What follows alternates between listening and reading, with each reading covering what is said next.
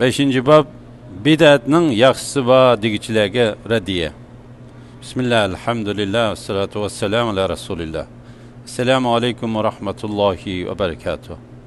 Tövende dehtanlarga Şeyh Salim al-Hilali hafizahullohning bid'at va uning ummatga sağan ziyanları risalasidan bid'atning yaxshisi va degichilarga raddiya temasini o'qiymiz inshaalloh.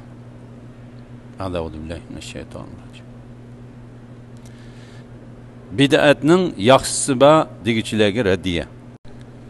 Bid'atni yaxshi bid'at va yomon bid'at deb ayiruvchilar ba'zi misollarni dalil qilib turib, kishilarning dillariga shubha solmoqda.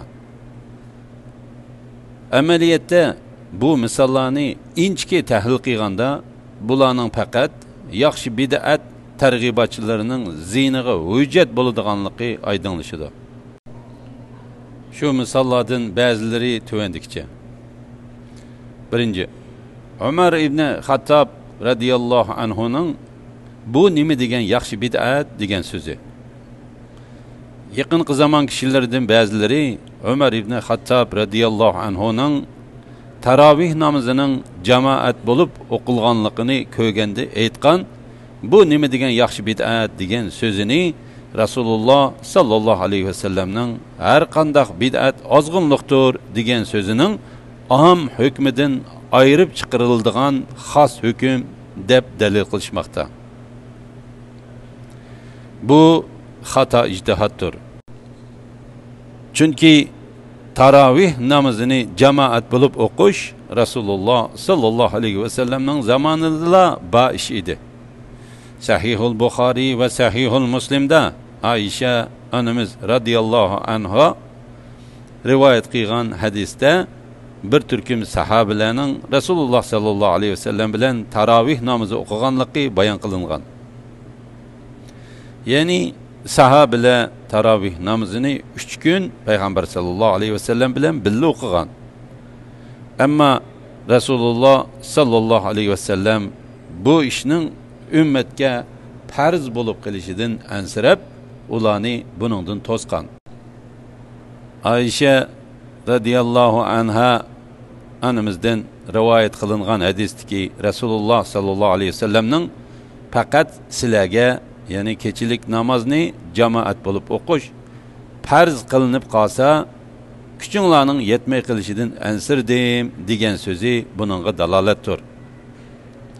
Rasululloh sallallohu alayhi vasallam vafot bo'lgandan keyin Alloh subhanahu va taoladan keladigan vahimu to'xtadida tarovihni jamoat bo'lib o'qigan taqdirdami ummatga farz qilinib qilish ehtimolligi yo'q bo'ldi.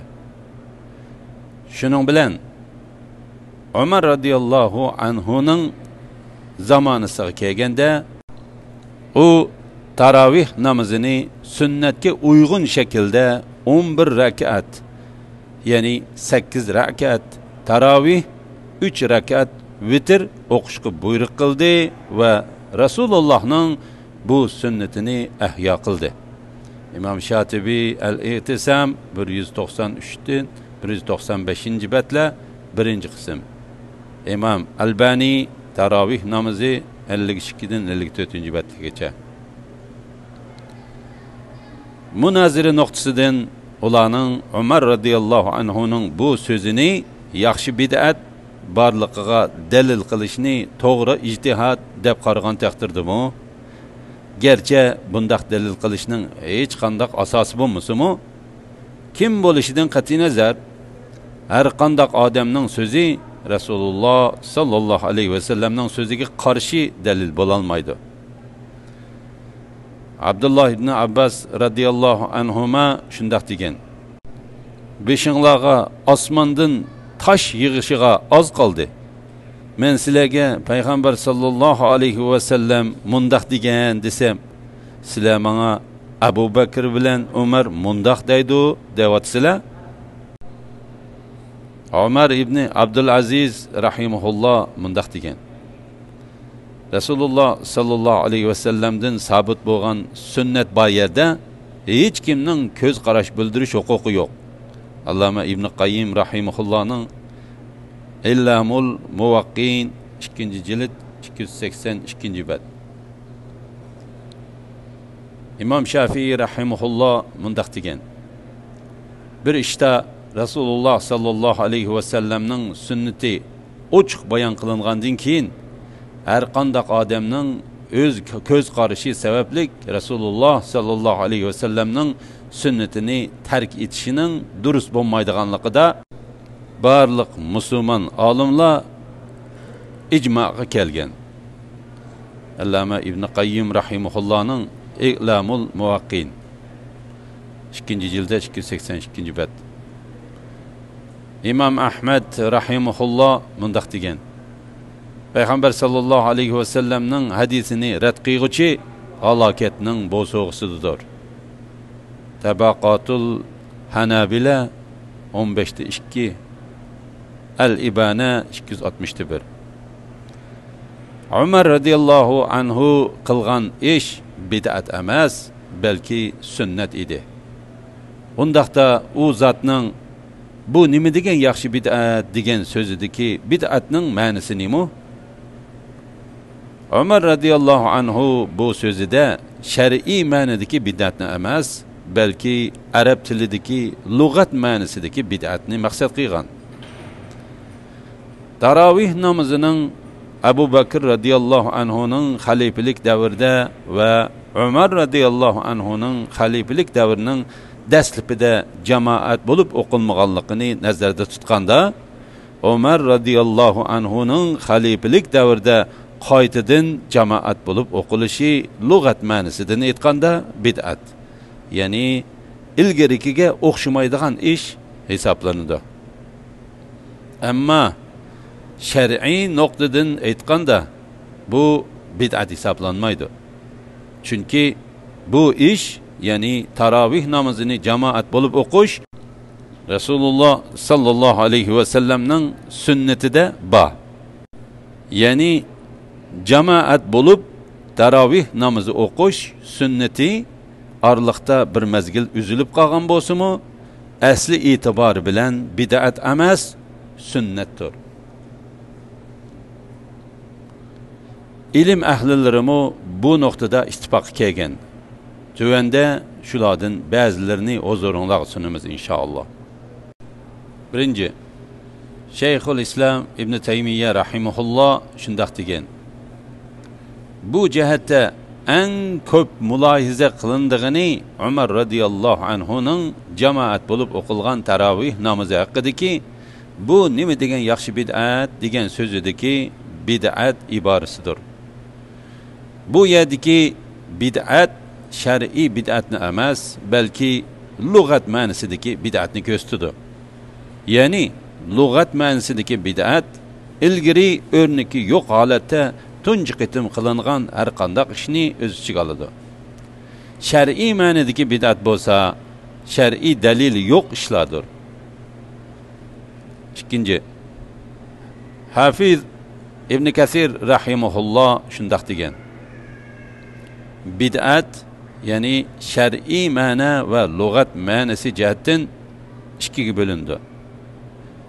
Ba'zi bid'atlar shar'iy bid'at bo'lib, bular payg'ambar sallallohu alayhi vasallamning dinda yangidan paydo qilingan har qanday ish bid'atdir va har qanday bid'at ozg'unlikdir degan so'zidagi bid'atlardandir.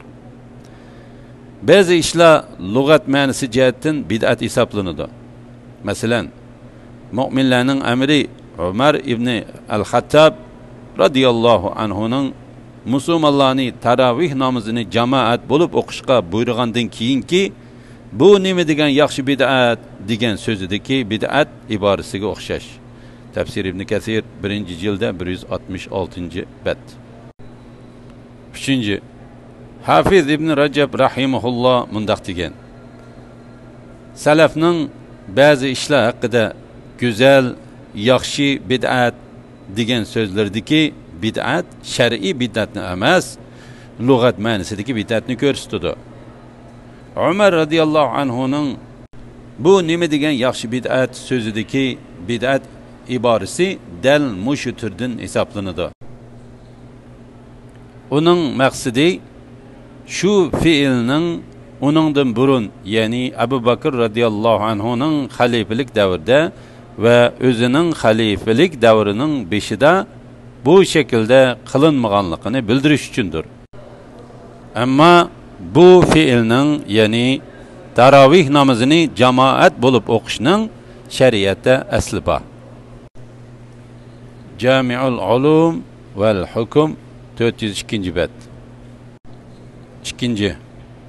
Kimiki İslamda bir yaxshi ishni yo'lga qo'ysa degan hadis. Bid'atlarni yaxshi, yomon bid'at deb turga ayiradigan bid'atchilarning bu hadisning dalolatiga asoslanganligini da'vo qilganligidan iborat ozg'unligiga raddiya berishdan ilgari bu hadisning to'liq nusxasini bayon qilishni muvofiq ko'rdik. Jarir ibn Abdullah radhiyallohu anhuning mundaq deganligi rivoyat qilindi. Biz bir kuni tush vaqtida payg'ambar sallallohu alayhi va sallamning qishida edik. Uning qishiga yalang oyoq, kiyimlari juljul, yangsiz jildga kiyib olgan va qilich esib olgan bir qavm keldi. Bularning hammasi Muzar qabilasidan edi. Payg'ambar sallallohu alayhi va sallam ularning bakli yo'qsul ekanligini ko'rib, chiroyi o'zgarib ketdi va uyiga kirib ketib, qaytib chiqdi-da, Bilalni azan o'qishga va namozga takbir etishga buyurdi. Payg'ambar sallallohu alayhi va sallam namozni o'qidi. Ondan xutba so'zlab mundaq dedi: Ey insonlar, sizlarni bir insondan, ya'ni Adem alayhissalomdan yaratgan Allohdan qo'rqinglar. Sura Nisa 1-oyat. Va ey mu'minlar, Allohdan qo'rqinglar. Her odam ata, ya'ni qiyomat kuni uchun nimalarni tayyorlaganligiga qarasin. Sura Hashr 18-oyat. degan oyatini o'qigandan keyin sahobalarni sadaqa qilishga rag'batlantirib, sizlar bir dinardan, dirhamdan, buğdaydan va xurmadan sadaqa qilinglar dedi. Arqadan yerim xo'mi bo'lsa-mu sadaqa qilinglar dedi. Ansarilardan bir odam bir xalta narsani aron ko'tarib akilib sadaqa qildi. Kishilar arqa-arqadan sadaqa berishga boshladi. Men ochliq va kiyim-kechakdan to'plangan 2 dövini ko'rdim. Buning bilan Payg'ambar sallallohu alayhi va sallamning chiroyining ichilib, memnuniyat sabablik oltindek parıldab ketganligini ko'rdim. Payg'ambar sallallohu alayhi va sallam mundaq dedi: Kimiki islomda bir yaxshi yo'l açsa, onunğa u ishning savobi va uningdan keyin shu ishga amal qilganlarning ajrlaridan hech narsa kemaytib etilmasdan bir kishilikdan savob yoziladi. Kimki islomda bir yomon yo'l açsa, onunğa u ishning gunohi va uningdan keyin shu ishga amal qilganlarning gunohidan hech narsa kemaytib etilmasdan bir kishilikdan yozilib turdi. İmam Muslim, İmam Navavi 102'de 104 1. Bu hadisdeki kimiki islomda bir yaxshi yo'l açsa degan jumlani hadisning to'liq tekstining ichiga qo'yib tushunmay, o'zining botil qarashlariga dalil qilguvchi xuddi fawailul lil musallin allazina hum an salatihim sahun Sura Maun'daki tercümesi namaz o'quvchilarga voy, ular namazlarni g'aflat bilan o'qiydi degan oyatlarni to'liq o'qimay, fawailul lil musallin namaz o'quvchilarga voy degan oyatni o'qib, bu oyat butun namaz o'quvchilarga qartilgan deb turib olgan kishiga o'xshaydi. Chunki ayet hadislarning bir bölükini yulup elipla öz qarşıga delil qıyganda haqiqatla ostun üstün bo'lib ketadi. Yuqorqi oyatda Alloh subhanahu va taolo namoz o'quvchilarning hammasini tanqidligini yo'q. Demisimi Allah o'zi bandilarini namoz o'qishga buyurib, qandaqmi yana namoz o'quvchilarni tanqid qilsin? Allah subhanahu va taolo bu yerda faqat namoz o'quvchilarning bir qismini, ya'ni ular namozni g'aflat bilan o'qiydi, namozni riyo bilan o'qiydi, ular qo'lqi bermaydi degan sifatlarga tushadigan kishilarni tanqid qilmoqda. Yoki bo'lmasa yuqorqi hadisning shu bir jumlasidan dalil qilguvchi Sura Nisa 43-oyatning 5idagi Ya eyyuhellezina amanu la taqrabus sala.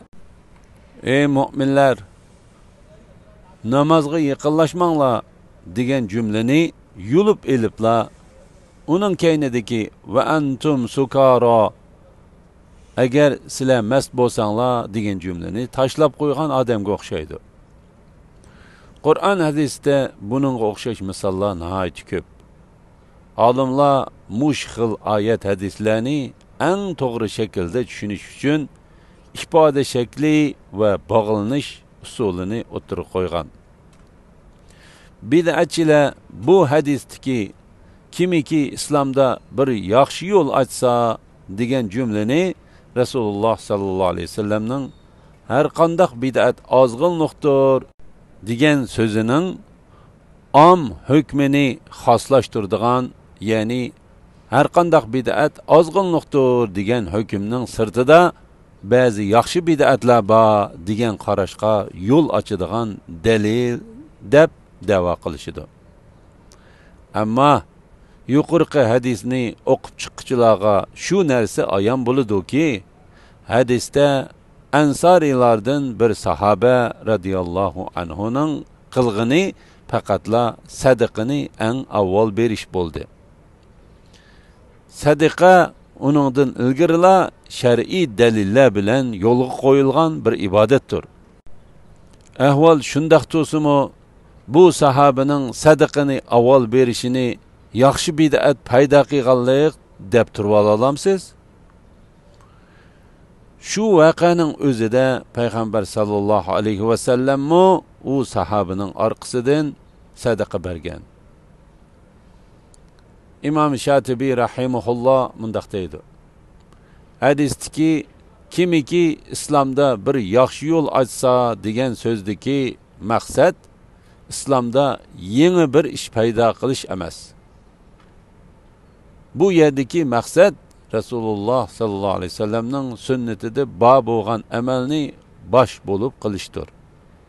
Chunki birinchidan Jarir ibn Abdullah radhiyallohu anhudan rivoyat qilingan hadisda ko'rsatilganidek, Rasulullohning kimiki islomda bir yaxshi yo'l ochsa degan so'zni qilishiga sabab bo'lgan ish bir sahobaning bosh bo'lib sadaqa berganligidir. Rasululloh sallallohu alayhi vasallamning kimiki islomda bir yaxshi yo'l ochsa degan so'zini qandaq ahvolda deganni yaxshi tushuning. Rasululloh sallallohu alayhi vasallam bu so'zni az bo'lsa-mu kuchining yetishicha yaxshi ish qilguvchilarga qartib aytgan. Ansorilardan bir sahabaning bir xalta narsani elib kelib sadaqa qilishi bilan sadaqa ishiga echildi. Kishilar orqa-orqadan sadaqa berishga boshladi. Shuning bilan payg'ambar sallallohu alayhi vasallam kimiki islomda bir yaxshi yo'l ochsa dedi. Demak, Rasululloh sallallohu alayhi vasallam bu so'zni sunnatda o'rni bo'lgan sadaqa berishdan iborat amalni ado qilgan sahoba uchun aytgan ekan, bu so'z faqat va faqatla sunnatda aslidilla bor bir ishni bosh bo'lib qilg'ichiga qartilgan bo'ladi. Yuqorqilardan shunisi ma'lumki, bu hadisdagi islomda bir yaxshi yo'l echish jumlasidagi yaxshi ish hargizmi bid'atni ko'rsatmaydi. Mazkur ma'no hadisda ochiq ko'rinib turdi. Chunki payg'ambar sallallohu alayhi va sallam sahobalarni sadaqa berishga tashviq qilib edi. Heyliqi ansar sahaba chiqib bir xalta sadaqa berdi. Arqadanlar sadaqalar yomg'irdak yig'ishqa boshladi. Go'yo ashu ansar sahabaning bosh bo'lib sadaqa berishi sadaqa qilishdan iborat bir sunnatni jonlantirdi. Bu yerda yo'q bir ishni paydo qilish ahvoli qat'iy mavjud emas. Abdullah ibn Mubarak rahimahullohning Zuhd va Raqaiq kitobi degan asrda Hudayfa ibn Yamani radiyallohu anhudan rivoyat qilingan hadismi mana bu hadisga o'xshaydi. Mazkur hadisda shundoq deyilgan. Rasululloh sallallohu alayhi va sallamning zamonida bir kishi o'rnidan turib boshqalardan bir narsa talab qildi. Lekin hech kimdan sado chiqmadi. Bir ozdan keyin bir odam onunğa ma'lum miqdorda bir narsa berdi. Uning orqadan yana birimi sadaqa berdi. Shuning bilan Rasululloh sallallohu alayhi vasallam kim yaxshi bir yo'l açsa va shu yo'lga muvofiq ish qilsa, ham o'z amalining ham ajridan hech narsa kemaytib etilmagan holda mush yo'lga ergashganlarning ajrini oladi. Kim nachar bir yo'l açsa va shuningga loyiq ish qilsa, ham o'z amalining ham gunohlaridan hech narsa kemaytib etilmagan holda mush yo'lga ergashganlarning gunohini ustiga yuklab oladi degan. Zuhd va Raqaiq kitobi 1462 nomerda Hasan sanadi bilan rivoyat qilingan. Bu hadisning Abu Hurayra va Jarir radiyallohu anhuma tarafidan rivoyat qilingan shahidlari bo'lg'achqa hadis sahihlik darajasiga ko'tarildi. Shundoq bo'lgan ekan, kim bir yo'l açsa degan so'zning ma'nosi kim bir sunnat paydo qilsa emas, balki kim sunnatga amal qilsa deganlikdir. Alhamdulillah. Yuqorida Şeyh Salim al-Hilali hafizahullohning bid'at va uning ummatga solgan ziyonlari risolasidan 5-bob bid'atning yaxshisi bor deguchilarga raddiya temasining oldin qismini oldinglar. Oxirini keyin qitimliq o'qishimiz davomlashtiramiz inshaalloh. Sallallohu ala Muhammad va ala alihi va sahbihi va sallam. Assalomu alaykum va rahmatullohi va barakatuh.